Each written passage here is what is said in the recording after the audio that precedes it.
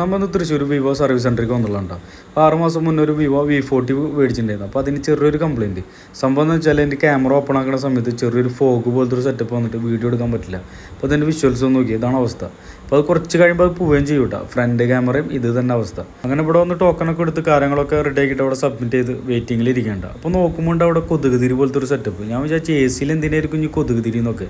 സംഭവം അത് ഗെയിം കളിക്കാനുള്ള ഒരു സെറ്റപ്പ് ആയിരുന്നു കേട്ടോ. അപ്പോൾ എന്തായാലും വെറുതെ ഇരിക്കണമല്ലേ എന്ന് വെച്ചാൽ. അപ്പോൾ സംഭവം അവർ വെച്ചുള്ളത് എന്താ വെച്ചാൽ എന്തായാലും ഇവിടെ മണിക്കൂറുകൾ പോസ്റ്റാന്നുള്ള അറിയാം. അപ്പോൾ എന്തായാലും വേണ്ടില്ല, നമ്മൾ അതിൽ നിന്ന് എടുത്തിട്ട് കളി തുടങ്ങി. എങ്ങനെയെങ്കിലും അത് എത്തിക്കാനുള്ള പരിപാടി ഉണ്ടാവും. അപ്പോൾ മണിക്കൂറുകൾ നീണ്ട പരിശ്രമത്തിനൊടുവിൽ നമ്മൾ ലാസ്റ്റ് അത് എത്തിക്കുകയും ചെയ്തു. നമുക്ക് കുറച്ച് നേരം AC നിന്ന് TV കാണാമെന്ന് വെച്ചിട്ട് ഏതൊരു പടരുന്ന് കളിക്കണ്ട. അപ്പോൾ അതും കണ്ടിരുന്നു. അപ്പോൾ നോക്കുമ്പോൾ നമ്മളെ ചെക്കനവിടെ മുട്ടായി തിന്ന് തീർക്കണ്ട. അപ്പോൾ അവിടുന്ന് ഒരുപാട് മുട്ടായികൾ എടുത്ത് ഇങ്ങനെ കഴിച്ചുകൊണ്ടിരിക്കുകയാണ്. കുട്ടികളിത് കണ്ടാൽ വിടുമോ? ഇല്ല. അപ്പോൾ അവർക്കൊരു ആഹ്ലാദം. അപ്പോൾ അത് മുട്ടായി ഇനിയിപ്പോൾ എത്ര ഒരു ലോഡ് കൊടുത്താലും അവരത് കഴിച്ചുകൊണ്ടിരിക്കും. അപ്പോൾ അവൻ്റെ കയ്യിലെ മുട്ടായി കഴിഞ്ഞപ്പോൾ പോയി എടുത്തിട്ട് വരണ രംഗണ്ടി കണ്ട്. അപ്പോൾ എന്താ ഒരു സന്തോഷം.